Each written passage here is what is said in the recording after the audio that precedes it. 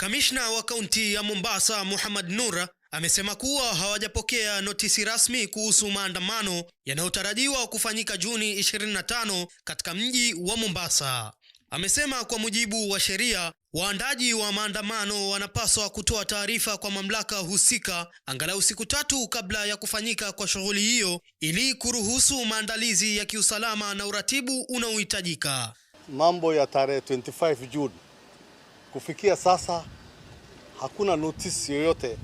Kama kawaida sheria inasema lazima upatie polisi notisi ya siku 3.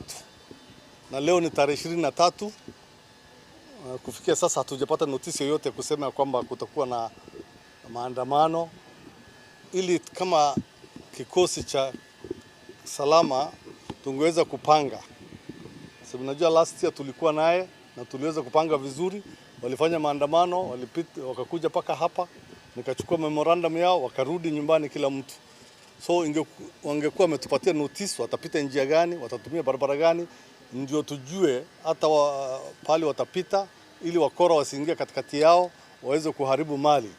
So kufikia sasa hatujapata notice yoyote, na any demonstration ambayo itafanywa itakuwa ni illegal because hatujakuwa informed as required by the law.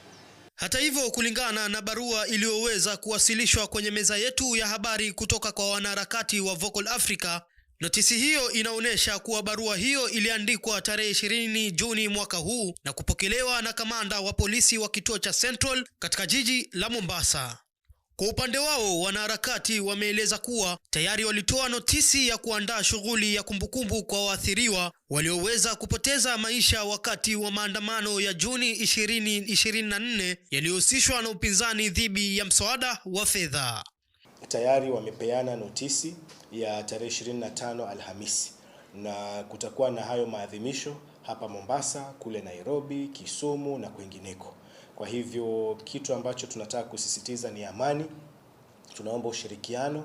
Kama nilivyoelezea jana, tulikuwa na kikao kirefu na wakuu wa usalama hapa Pwani, na tukaelezea wasiwasi wetu, kuwaambia kwamba wasitumie nguvu kupita kiasi, na nafikiri Mombasa ilikuwa mfano mzuri mwaka uliopita. Wanaharakati hao wamesisitiza kuwa shughuli hiyo ni ya amani na itafanyika katika mji mbalimbali nchini ikiwemo Nairobi, Kisumu na Mombasa. Vilevile wametoa wito kwa wananchi kushiriki kwa utulivu na kuheshimu sheria wakati wa maadhimisho hayo. Nikiripotia Al Haja TV, mimi ni Abdurrahman Alui. To get more videos of Abu Shuraim, don't forget to subscribe, like and share.